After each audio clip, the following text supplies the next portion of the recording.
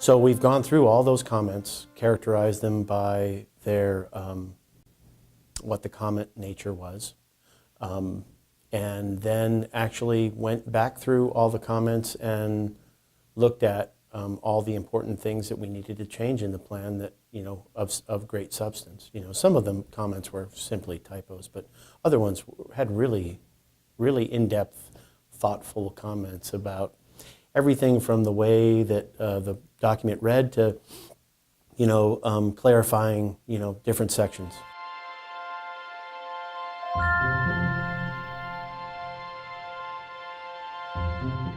Since the last elk plan, wolves have been reintroduced to Idaho and have, in the past 15 years or more, flourished.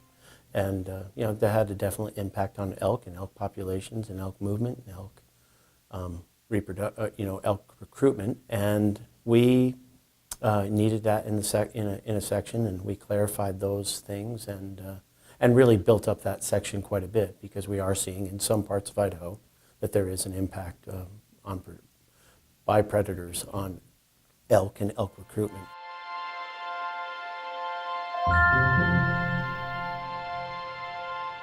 One of the things that we've seen since the fires of the early 20th century, 1910 to 1930, that a lot of that habitat was amazing in the 50s and 60s and really gave us the elk populations that much of Idaho's reputation for great elk hunting were all built on.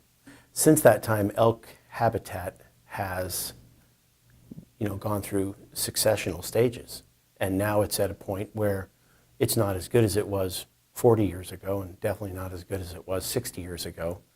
A lot of that habitat, the predominant forest type is conifers, and to be good elk habitat, it has to be other than just conifers. Conifers are great for thermal cover and hiding cover, but if you've ever lived under a pine tree or looked under a pine tree, there's not a whole lot to eat if you're something other than a squirrel.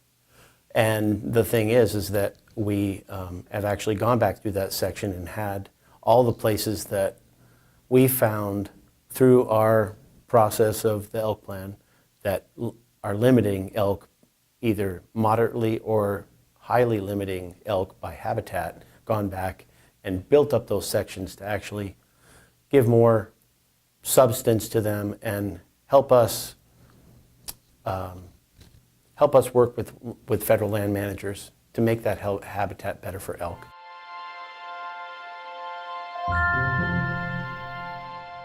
Great elk habitat is kind of a combination of a bunch of different habitats. It's not just one thing. It wouldn't work just to cut all the timber down, but to have a mosaic of places where there are, high quality, high protein vegetation for calving and for producing, more offspring, and having wintering habitat that actually, has forage on it. One of the things that's been a big impact to elk habitat in Idaho is noxious weeds. We don't have the noxious weed. We didn't have the noxious weeds 50 years ago that we have now, and many of those things are not edible to elk, or crowd out all the native vegetation that elk need.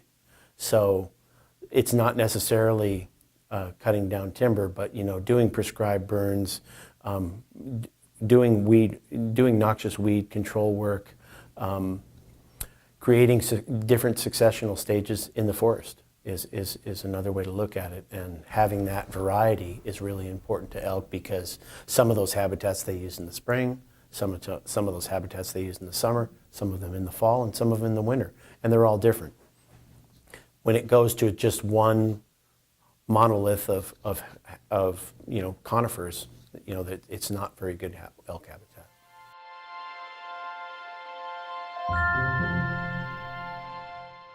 So the next step is that we've integrated all those comments into the plan, and we are developing the final draft that we're going to submit to the commission at the January 16th commission meeting here in Boise, and we will see what the commission says and see if they adopt the version that, or the final draft that we've created, and then go from there.